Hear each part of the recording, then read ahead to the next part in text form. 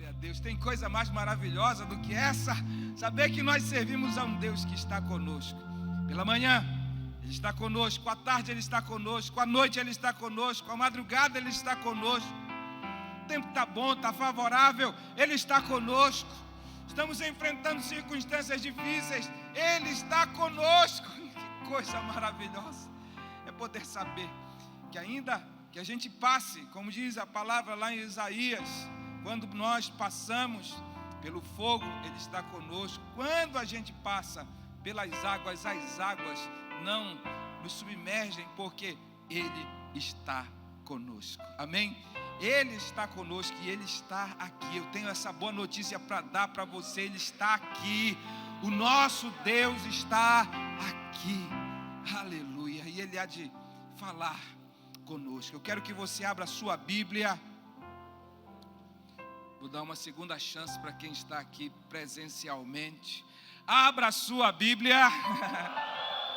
Quem está online também, abra a sua Bíblia aí, em nome de Jesus. E vamos ouvir a voz do nosso Deus. Ouvir a voz do nosso Senhor. Números, capítulo 21. Nós vamos ler a partir do versículo de número 4. Números 21. A partir do 4, quem achou, diga amém. Glória a Deus. Tem coisas tão pequenas, mas que são tão maravilhosas, que são tão importantes. Um simples amém. Isso é muito importante para a gente. Durante mais de 3 meses nós realizamos cultos aqui. Nunca deixamos de fazer culto aqui no altar. E muitas vezes fazíamos culto aqui olhando apenas para as câmeras. Sabíamos que a igreja estava lá do outro lado. Sabíamos que do outro lado existiam, como está aqui também, muitas famílias reunidas, não é? Mas eu vou confessar algo para você. Doía no nosso coração a gente estar aqui sozinho, né? Muitas vezes pouco menos de 10 pessoas, estávamos aqui. E hoje, mesmo que a gente está retornando com todas as restrições e com todos os limites impostos pelo governo, mas isso já alegra o nosso coração. De ouvir um simples amém. De ouvir um simples amém. Isso aí já alegra. Já nos dá alegria. Glória a Deus. Vamos ler, diz assim a palavra. Então partiram do Monte Or, pelo caminho do Mar Vermelho, a rodear a terra de Edom.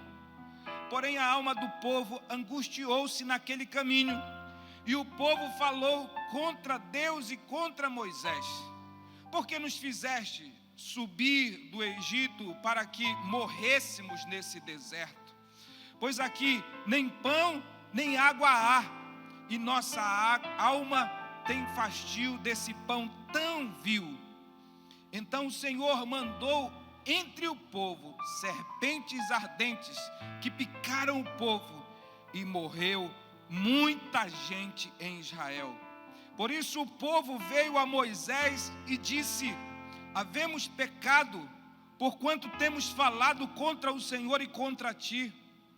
Ora ao Senhor que tire de nós estas serpentes. Então Moisés orou pelo povo, e disse o Senhor a Moisés: faze-te uma serpente ardente e põe-na sobre uma haste, e será que viverá todo o que, tendo sido picado, olhar para ela. E Moisés fez uma serpente de metal e pô-la sobre uma haste. E sucedia que, picando alguma serpente a alguém, quando esse olhava para a serpente de metal, vivia. Amém? Podemos sentar, queridos, em nome de Jesus. Sabe, filhos, o povo de Israel, quando saiu do Egito, eles não saíram de lá como um povinho. Quando o povo de Israel saiu do Egito, eles não saíram como uma gente indefesa, eles não saíram como uma nação fraca. na verdade, desde a saída e por todo o trajeto, por todo o tempo onde eles permaneceram no deserto, cerca de 40 anos, todas as nações que se levantaram contra eles foram derrotadas.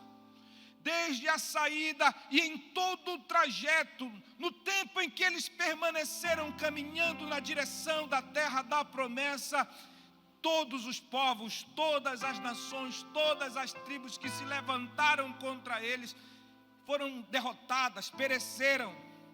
Queridos, havia neles algo que os diferenciava dos demais povos. Eles não tinham um exército treinado, eles não tinham armamentos, mas por onde eles passavam, eles impunham temor. Por onde eles percorriam, por todas as terras por onde eles percorriam, o povo tinha medo deles, o povo tinha pavor deles, o povo tinha respeito em relação a eles.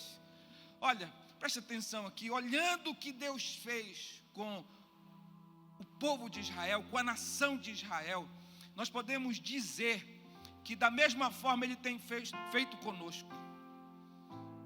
Nosso Deus nos libertou das trevas, Ele nos trouxe para a sua maravilhosa luz. Nosso Deus liberou sobre nós espírito de coragem, espírito de ousadia, e com isso mesmo, diante de tantos inimigos, de tantas guerras que constantemente se levantam contra nós, tantas batalhas que constantemente precisamos enfrentar, nós vamos seguindo o nosso caminho e vamos seguindo o nosso caminho de forma vitoriosa. Isso é verdade ou não é? Quantos vitoriosos nós temos aqui essa noite? Quantos vitoriosos estão em casa participando desse culto e podem se alegrar e dizer amém? Dizer isso é verdade? Queridos, a gente olha para a história deles e olha para a nossa história, e a gente vê a história se repetindo. Deus os libertou com mão forte do Egito. Deus separou esse povo, e por onde esse povo passava, eles tinham vitória. Por onde esse povo passava, eles faziam a diferença. Por onde eles passavam, eles eram respeitados. Da mesma forma tem acontecido conosco. Nós fomos libertos. Nós saímos das garras do inferno, nós saímos das correntes do pecado, todas as correntes do pecado foram quebradas, e nessa liberdade que hoje nós vivemos, Deus tem nos abençoado, Deus tem nos fortalecido, e dia após dia nós temos enfrentado batalhas, inimigos, e temos vencido a todos. Olha, nós temos muitas experiências de grandes vitórias que já alcançamos. Nós temos muitas lembranças e muito testemunho para contar de coisas extraordinárias que Deus já fez. Sim ou não? Quantos aqui têm experiências e testemunhos grandiosos de vitória? Todos nós temos experiências e testemunhos grandiosos daquilo que Deus fez em nós e através de nós. É por isso, querido, que nós não podemos nos confundir. É por isso que nós temos que nos manter firmes na identidade que Deus nos deu. Nós somos povo santo, povo vitorioso, nós somos diferentes, e apesar de estarmos nessa terra sujeitos a enfrentar as mesmas lutas, os mesmos problemas, as mesmas enfermidades que todo mundo enfrenta, em toda e qualquer situação, a nossa vitória está garantida. Somos um povo escolhido por Deus, estamos no mundo, mas não somos do mundo. Estamos transitando nessa terra, mas a nossa morada não é aqui. Nós fazemos parte do povo que o Senhor escolheu. No livro dos Salmos, no Salmo 100, versículo 13, está escrito: sabei que o Senhor é Deus, foi Ele que nos fez e não a nós mesmos. Somos o seu povo e ovelha do seu pasto. Quem é a ovelha aqui do pasto do Senhor? Diga aleluia, diga glória a Deus. Somos ovelhas do seu pasto, somos um povo escolhido, somos um povo santo, somos uma nação poderosa, e nada de externo pode mudar isso. Não podemos nos confundir. Estamos no mundo, não somos do mundo. Passamos por guerra como todo mundo passa, Mas tem algo de diferente, tem uma escolha de Deus em relação a nós. Enfrentamos as enfermidades como todo mundo enfrenta, mas tem algo de diferente. Tem algo de diferente. Nós somos servos de Deus, nós somos filhos de Deus. Nós fazemos parte do povo que Deus escolheu. Então não podemos nos confundir. E quando eu digo isso, que não podemos nos confundir, eu digo porque eu observo que o inimigo está trabalhando na mente de muitos. O diabo está trabalhando na mente de muitos para os fazer pensar que não são o que Deus já disse que são. O diabo tem trabalhado na mente de muitos para confundir os servos de Deus. O diabo tem trabalhado na mente de muitos e muitas pessoas estão confusas, pensando que não podem o que Deus já disse que podem, que não vão conseguir ir aos lugares que Deus já decidiu, que Deus já apontou que vão. Tem muita gente hoje que está confusa e nós que estamos aqui diante da palavra de Deus, não podemos entrar nessa. Não podemos permitir que a confusão, não podemos permitir, querido, que o adversário nos faça desviar do propósito que Deus estabeleceu para a nossa vida. Você sabe que o diabo ele trabalha todos os dias para isso, para confundir as mentes. O diabo trabalha todos os dias para isso. Você está andando, você está caminhando na direção da promessa, você está ali caminhando na direção dos sonhos de Deus, dos projetos de Deus, e aí o diabo está ali, tentando todos os dias, te perseguindo, para te fazer desviar do propósito, para te fazer desviar da promessa, para te fazer desviar do sonho. Queridos, foi exatamente isso que ele fez com Israel. Esse texto de Números 21, ele mostra exatamente isso. O inimigo trabalhou na mente do povo, o inimigo provocou uma confusão nas emoções do povo, atingiu o sentimento do povo, plantou, e o texto fala de forma literal, que o inimigo atingiu os corações com angústia. O povo de Israel ficou de uma hora para outra angustiado. Eles haviam saído do Egito e Deus cuidou deles.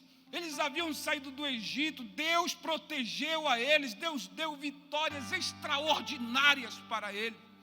Mas de uma hora para outra, o diabo vem e planta no coração daquele povo a angústia. É isso que está escrito aí. Ele planta no coração do povo a angústia. O povo ficou confundido. E você sabe que quem está confundido começa a inverter valores. Quem está confundido, coloca o natural acima do espiritual, coloca as emoções acima da razão, coloca o ódio acima do perdão, a comodidade acima do trabalho, os seus próprios interesses acima dos interesses de Deus, as circunstâncias acima da promessa. Foi assim, lá no passado, o inimigo trabalhou para tirar Israel do propósito que Deus havia determinado para eles. E eu vou dizer algo para você, querido, com base nesse texto que nós lemos, o inimigo não só trabalhou, como ele conseguiu fazer um estrago na vida de muitos. Muitos literalmente morreram no deserto. Muitos literalmente foram picados pela serpente e sucumbiram e se perderam e não conseguiram avançar e não conseguiram alcançar o sonho, não conseguiram alcançar a promessa. O inimigo fez um estrago. Olha, o que o inimigo fez no passado, ele vai continuar tentando fazer ainda hoje. O que Satanás fez lá atrás, ele continua tentando fazer ainda hoje. Ele quer nos tirar do foco, ele quer nos tirar do propósito, ele quer nos afastar das promessas de Deus. Ele fez isso no passado. E eu quero que você entenda melhor esse contexto. O porquê, em meio à caminhada quando eles estavam rodeando o território de Edom, a alma do povo se angustiou. Para isso a gente tem que voltar um pouquinho, um capítulo, o capítulo 20. Nesse capítulo 20, a partir do 17, nós vamos ver que Moisés havia pedido ao rei de Edom a permissão para passar por sua terra, a fim de que a caminhada até Canaã se tornasse mais curta. Tudo começou aqui. Eles estavam indo na direção da promessa, e eles poderiam encontrar um caminho mais curto se eles recebessem a permissão do rei de Edom para passar na estrada real. O caminho seria curtíssimo. Em pouco tempo eles estariam alcançando o sonho, em pouco tempo eles estariam alcançando a promessa. Moisés vai ao rei de Edom e pede somente isso, a permissão para passar nas suas terras, a permissão para utilizar a sua estrada. Mas o rei fecha o coração e não permite que o povo utilize. Versículo 17 do capítulo 20 diz assim: deixa-nos, pois, passar pela tua terra. Não passaremos pelo campo, nem pelas vinhas, nem beberemos água dos poços. Iremos pela estrada real. Não nos desviaremos para a direita, nem para a esquerda, até que passemos pelos seus termos. Qual é a resposta do rei de Edom? Versículo 18. Porém, Edom lhe respondeu: não passarás por mim, para que eu não saia com a espada ao teu encontro. Moisés foi ali ao rei, ele só queria passar, ele só queria encurtar o caminho para chegar na terra da promessa. Depois de Moisés, os líderes do povo também se reuniram, foram juntos, foram até o rei, e da mesma maneira empenharam a palavra, dizendo que não tocariam em nada, e ainda disseram assim: se tocarmos em alguma coisa, nós vamos pagar. Versículo 19 diz assim: então os filhos de Israel lhes disseram: subiremos pelo caminho aplanado, e se eu e o meu gado bebermos das tuas águas, darei o preço delas. Não desejo alguma outra coisa, senão passar a pé. Porém, ele disse: não passarás. E saiu-lhe Edom ao encontro com muita gente e com mão forte. Assim, recusou Edom deixar passar a Israel pelo seu termo. Por isso, Israel se desviou dela. Por isso, Israel se desviou desse território, dessa estrada. Aqui a gente vai entender melhor o porquê o coração do povo se encheu de angústia. Eles receberam um não.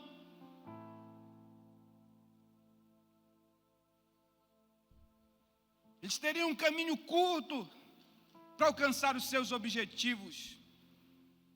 Mas alguém disse para eles: não. Essa negativa do rei foi a razão porque os seus corações se angustiaram. Naquele momento, era como se os seus sonhos estivessem sendo adiados, e estavam. Eles teriam que fazer um esforço ainda maior, para alcançar a promessa. Eu sei que no meio deles, para muitos, aquela negativa era como uma sentença. Aquela negativa soava os seus ouvidos, e muitos interpretaram de que tudo havia acabado. O rei estava dizendo: vocês não vão passar por essa estrada, e alguns estavam dizendo: então nós não vamos alcançar a promessa, então nós não vamos alcançar o sonho. Olha, eles estavam tão próximos à terra da promessa, estava tão fácil chegar lá, mas de repente aquilo que estava fácil se tornou difícil, aquilo que estava próximo se tornou distante. Gente, eu sei que nem sempre é fácil a gente encarar o adiamento de uma promessa, de um sonho, não é verdade? Nem sempre é fácil, nem sempre é fácil. Você está às portas de abrir um negócio, de repente algo acontece, algo emperra, algo impede, um documento emperra, uma negociação emperra, vem aí uma ordem, seja governamental, vem alguma coisa, acontece alguma coisa, e aquilo que estava tão próximo, o sonho que você tinha, é adiado, se distancia.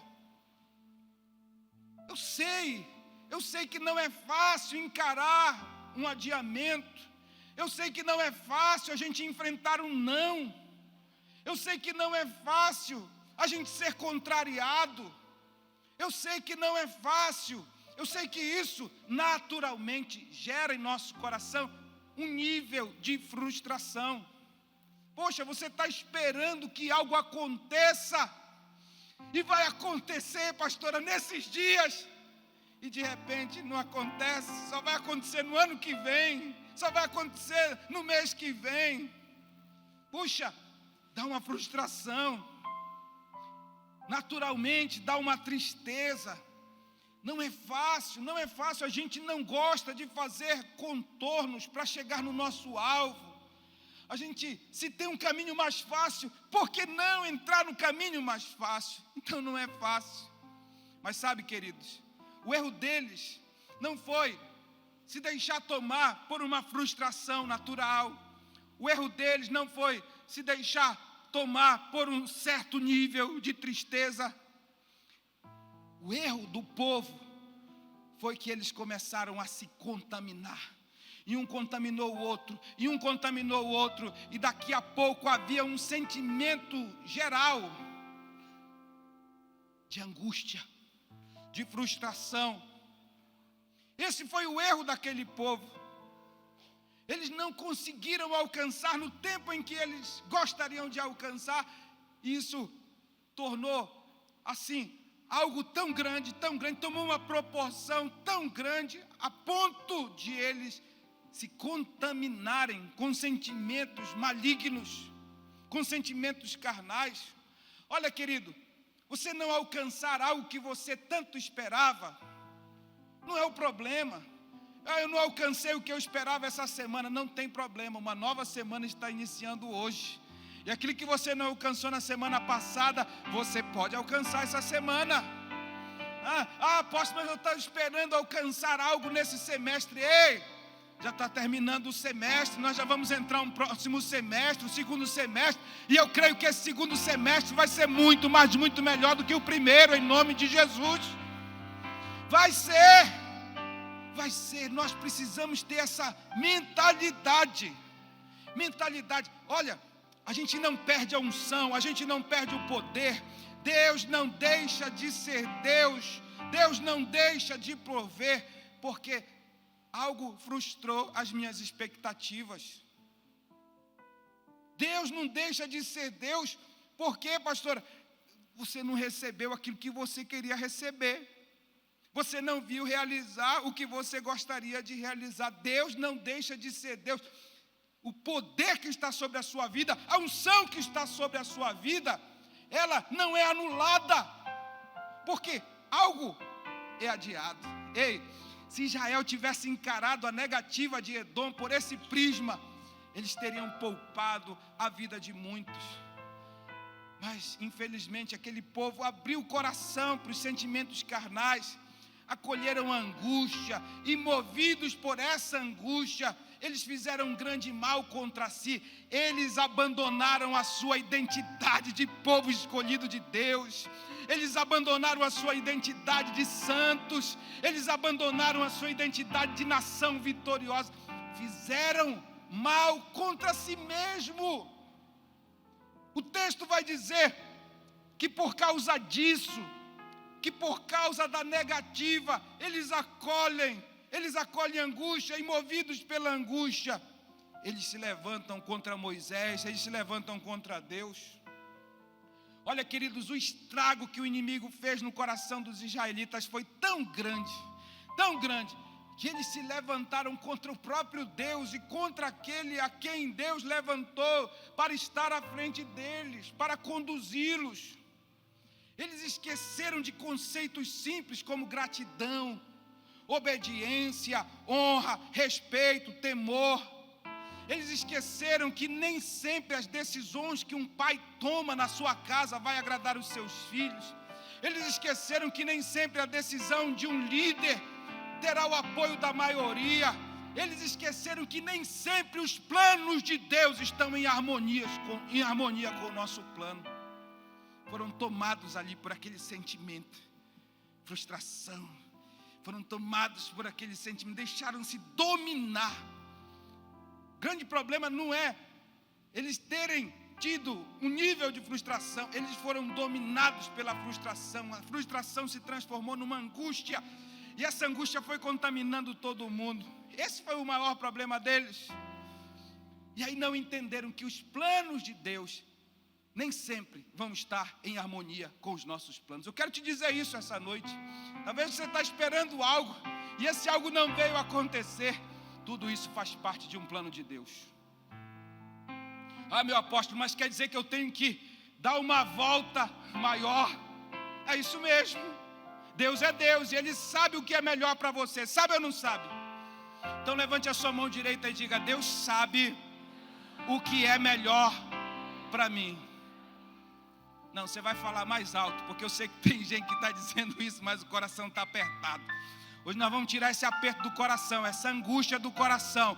Levanta a mão direita e diga: Deus sabe o que é melhor para mim. Eu quero ouvir bem alto, eu quero que os que estão em casa também falem isso. Vamos lá. Deus sabe o que é melhor para mim.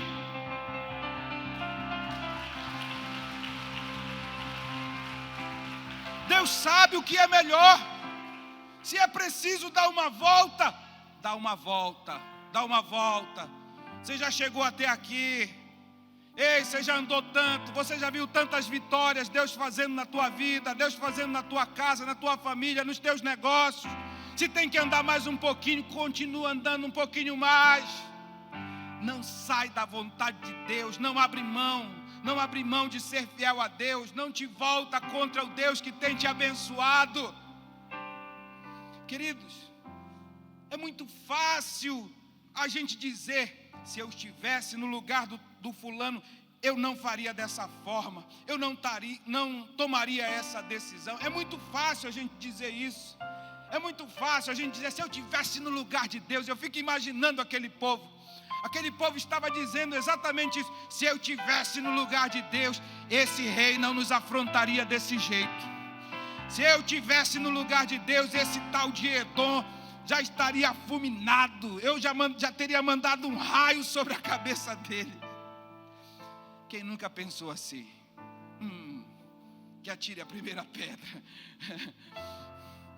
Contra a liderança: se eu estivesse no lugar desse Moisés, eu não faria do jeito que ele fez. Se eu estivesse no lugar de Moisés, eu já teria levantado guerra, eu já teria declarado guerra. Se eu estivesse no lugar de Moisés, se eu estivesse no lugar do fulano, se eu estivesse no lugar do ciclano. Querido, murmurar, reclamar é mais fácil do que apontar soluções. Murmurar, reclamar é mais fácil do que ter uma direção correta. Ei, se Moisés, direcionado por Deus, preferiu dar a volta no território do inimigo, se Moisés, direcionado por Deus, preferiu andar um pouquinho mais do que enfrentar o inimigo, é porque ele sabia o que estava fazendo. Havia algum propósito naquele aparente atraso. Nós precisamos ter essa consciência. Há propósito de Deus em tudo. Quando Deus nos abençoa, há um propósito maravilhoso de Deus. Quando Deus parece que tarda a promessa, há um propósito de Deus também. Mas eu não consigo ver. Você pode não conseguir ver hoje, mas no dia em que a bênção chegar, no dia em que o milagre se manifestar, no dia em que você tomar posse da promessa, no dia em que você tomar posse do sonho, você vai celebrar, você vai festejar e você vai entender o que você não entende hoje. O povo de Israel não conseguia entender e só sabia murmurar, só sabia murmurar, só sabia reclamar, se voltou contra o líder, se voltou contra Deus. Olha, queridos, aquele povo era um povo de vontade forte.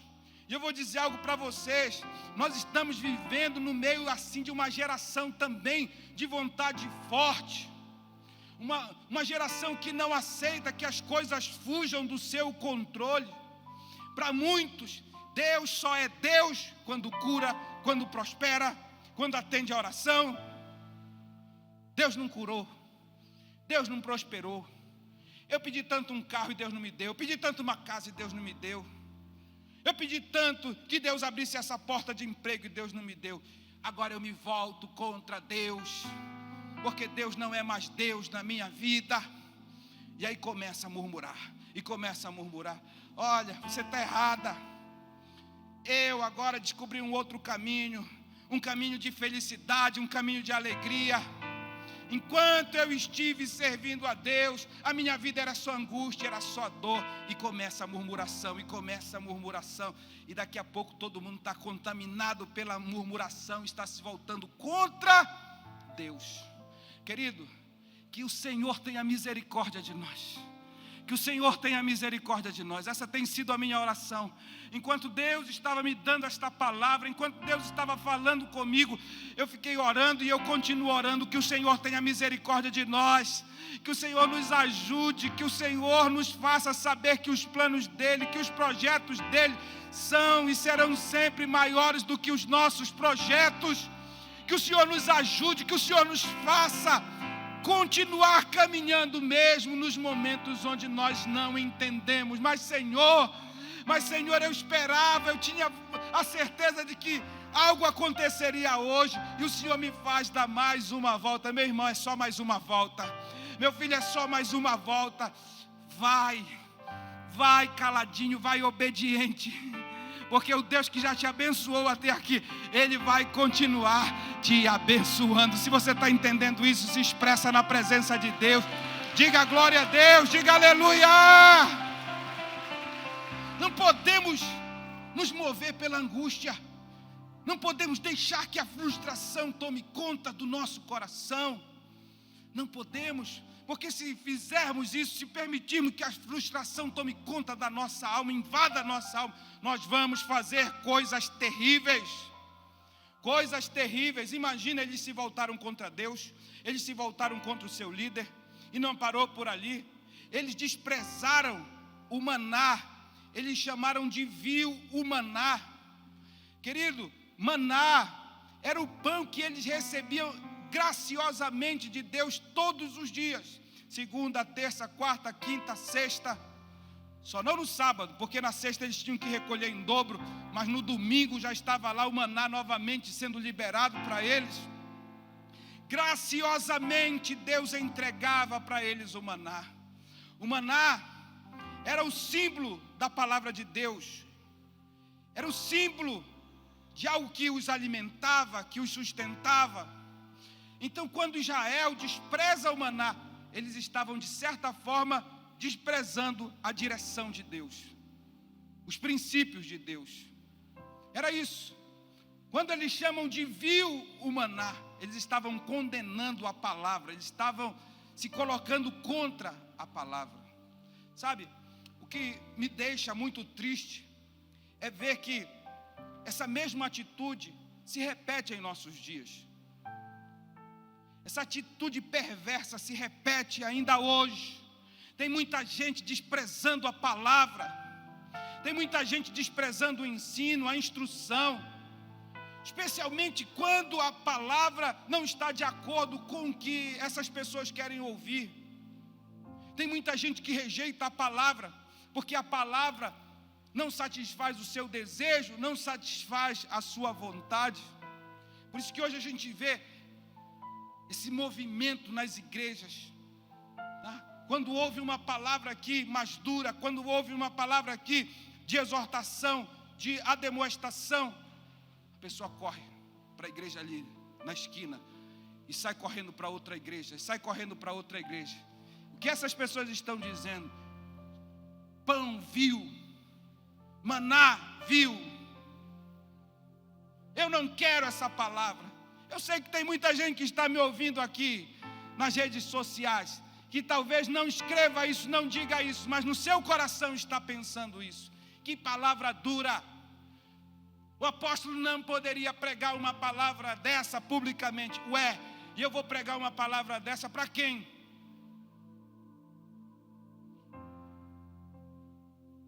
Me diga, para quem eu vou pregar? Se não para os servos de Deus, para os filhos de Deus, para aqueles que precisam ouvir. Eu, antes de pregar uma palavra, eu ouço. E eu digo para você, eu preciso ouvir essa palavra. Eu preciso receber essa palavra. Eu preciso considerar essa palavra. Porque é a palavra de Deus que vai me trazer ajuste. É a palavra de Deus que vai me dar força para fazer o que Deus quer. Se eu tiver que aumentar a distância para percorrer e chegar até a promessa de Deus, pode ter certeza, eu vou aumentar de boa, de boa. Meu Deus, eu precisava andar 10 quilômetros, agora eu preciso andar 100 quilômetros, não tem problema, Senhor. Eu sei que o teu maná, a tua palavra, o teu alimento vai me fortalecer. E com o teu maná, com a tua palavra, com o teu alimento, eu vou percorrer 100 quilômetros, 500 quilômetros, 1000 quilômetros. A distância que o Senhor determinar, eu vou fazer, porque eu sei que a tua palavra é poderosa. Eu sei, meu Deus, que a tua palavra é poderosa. Eu sei que a tua palavra, ela traz existência até o que não existe. Então, queridos, nós precisamos aprender com os erros dos israelitas. Eu quero que você me ouça.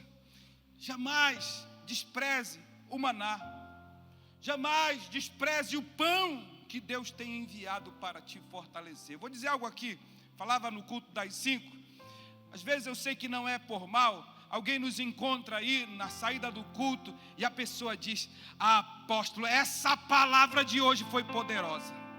Apóstolo, essa palavra de hoje foi ungida. Apóstolo, essa palavra foi tremenda, tremenda, tremenda.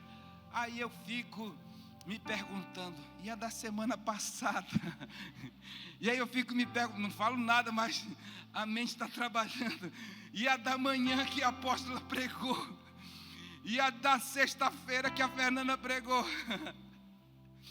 Eu sei que não é por mal, não é por desprezo, mas querido, a palavra de ontem, a palavra de hoje de manhã, a palavra de hoje à tarde, essa palavra agora, todas as palavras são importantes para a nossa vida. Nós precisamos valorizar a palavra de Deus. Levante a sua mão e diga: eu vou valorizar a palavra, eu vou viver pela palavra. Diga: a palavra para mim é um tesouro, é algo muito importante. E se isso é verdade, aplauda mesmo ao Senhor. Diga aleluia, diga glória a Deus. A gente precisa aprender com o erro deles. Eles desprezaram, mas nós vamos valorizar. Poxa, mas essa palavra foi dura, mas é para mim. Poxa, o apóstolo poderia ter pegado mais leve, mas tá bom, tá bom. Glória a Deus, glória a Deus. Doeu, apóstolo, doeu, mas cresce. Ninguém cresce sem dor. Valorizar a palavra, valorizar o maná. Olha, volto a dizer, o erro deles, acolheram, foram dominados pela frustração, acolheram, foram dominados pela angústia. Por serem dominados pela angústia, se voltaram contra Deus, se voltaram contra Moisés, chamaram de vil maná. E não parou por aí. Se contaminaram com murmuração, com fofoca. E em função de tudo isso, em função de todas essas coisas, em função dessa atitude de rebeldia, de ingratidão, eles atraíram serpente. As serpentes picaram o povo. E a Bíblia diz que muitos morreram. Olha, o mais terrível de se ter um coração contaminado por sentimentos carnais é que essa contaminação, ela é contagiosa, ela é mortal, ela traz serpentes. Ela traz serpentes, essa contaminação vai atraindo serpentes. Queridos, igrejas, famílias, amizades são destruídas por causa de sentimentos mal resolvidos. É verdade. Amigos deixam amizade de anos por causa de sentimentos mal resolvidos. Casamentos são desfeitos. Casamentos, gente que chegou diante do altar fazendo juras de amor, se divorciam por causa de sentimentos mal resolvidos. É triste, mas é verdade. Quando um se frustra, quando um se magoa, logo essa pessoa procura alguém para lhe dar apoio. Nenhum angustiado, nenhum frustrado, nenhum magoado vai ficar frustrado sozinho, engolir sozinho as suas mágoas, a sua frustração. Ele sempre vai procurar um alguém, e esse alguém vai procurar outro alguém, que vai procurar outro alguém, que vai procurar outro alguém, e logo a contaminação está generalizada, prejudicando a todos, atraindo serpentes venenosas. E muitos lá no passado morreram, e muitos no presente estão morrendo pelo veneno que é destilado pelas serpentes ardentes. Que Deus tenha misericórdia de nós. Levante sua mão direita, diga que Deus tenha misericórdia da minha vida. Vai, meu filho, levante a sua mão e diga que Deus tenha misericórdia da minha vida, que Deus tenha misericórdia da minha família. Que Deus nos livre dos venenos, que Deus nos livre daqueles que nos procuram para nos envenenar contra quem quer que seja. Olha, queridos, o que nos alegra nessa história é que houve arrependimento. É isso que me alegra nessa história, que essa história ela não termina com um final triste, completamente triste, né? Foi triste porque morreu muita gente, mas não termina com um final completamente triste. Houve arrependimento. Muitos, vendo a resposta da desonra, da rebeldia, se voltaram para Moisés. Muitos, vendo a mortandade que estava assolando o arraial, procuraram Moisés, procuraram um líder e disseram: olha, ora. Nós sabemos agora nós reconhecemos agora que tu és homem de Deus, então ora por nós, pede uma solução para Deus, pede aí um antídoto para o veneno. E graças a Deus que Moisés era um homem manso. E graças a Deus que Moisés era um verdadeiro líder. E aí Moisés, por misericórdia, ora ao Senhor. E aí Deus dá a direção. Construir uma serpente de metal, colocar essa serpente sobre uma haste. E aí Deus fala com Moisés: olha, faz isso, constrói uma serpente de metal, coloca ela sobre uma haste. E Deus diz: todos os que estiverem envenenados e olharem para a serpente vão ser imediatamente purificados do veneno. O que é essa serpente, apóstolo? Essa serpente é a cruz. É a cruz, é o símbolo da crucificação de Jesus.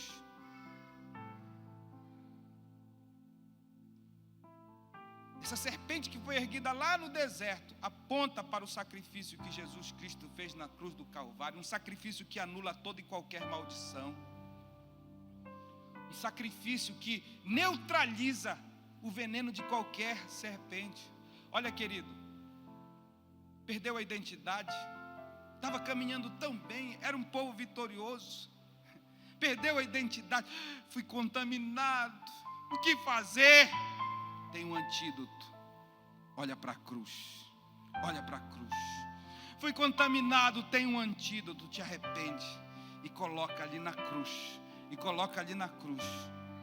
coloca o teu pecado ali na cruz. Eu me levantei contra Deus, eu me rebelei contra Deus, eu me rebelei contra os líderes da igreja. Coloca aos pés da cruz. Eu emprestei a minha boca para o diabo. Coloca o teu pecado aos pés da cruz. Eu fui contaminado pelo ódio, eu fui contaminado pelo ressentimento, pela mágoa. Qual é a solução? A solução é a cruz. Coloque esse ódio, esse ressentimento, essa amargura, essa mágoa aos pés da cruz.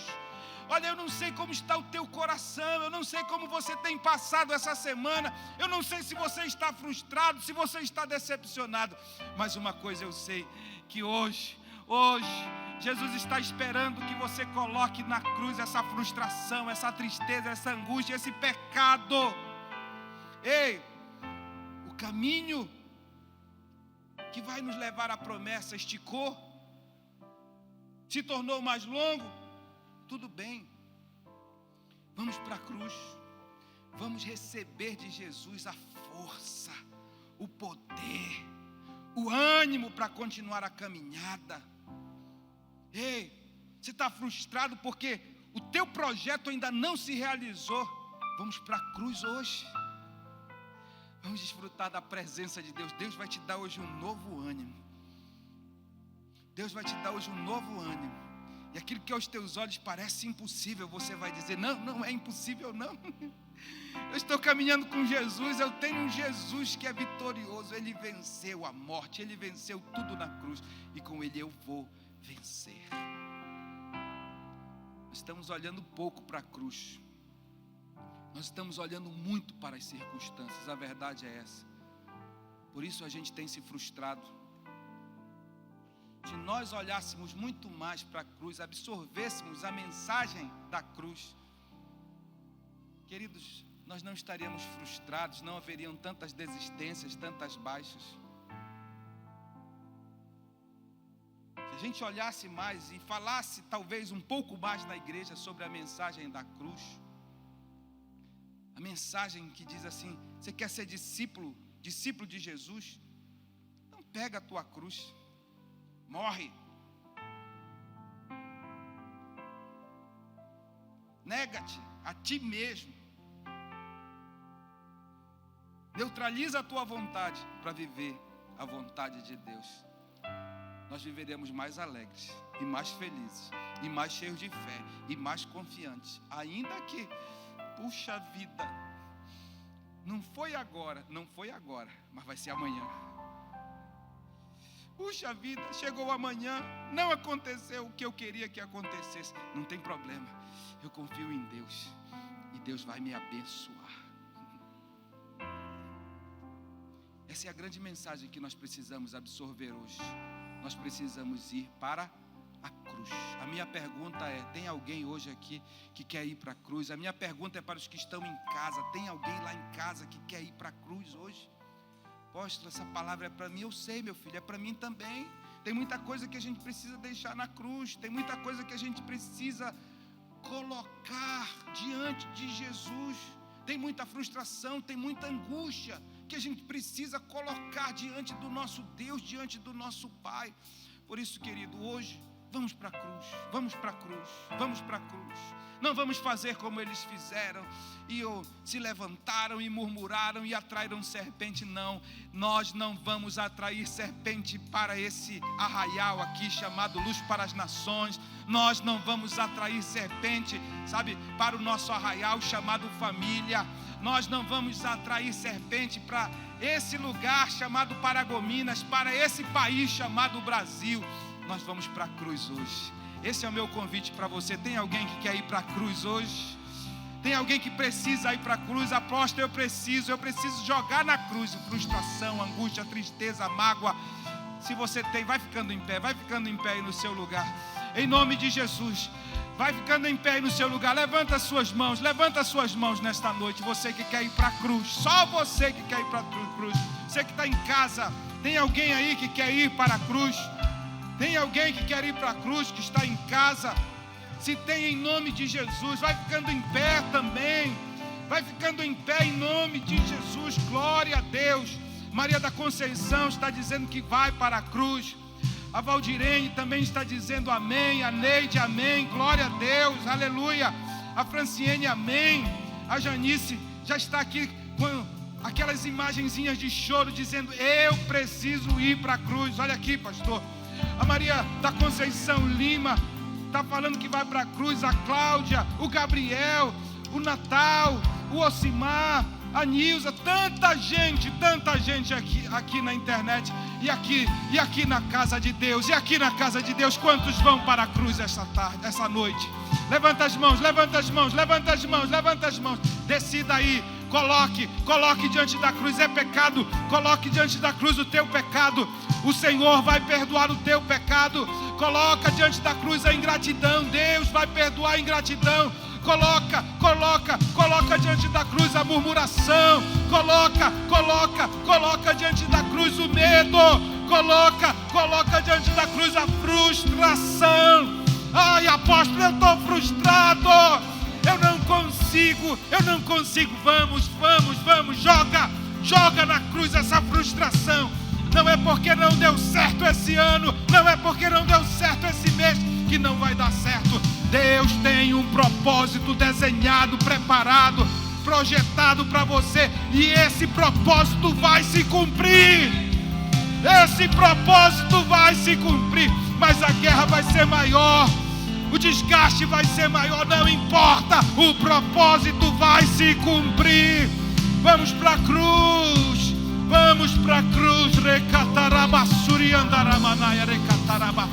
Levante as mãos e declara: tudo que ficou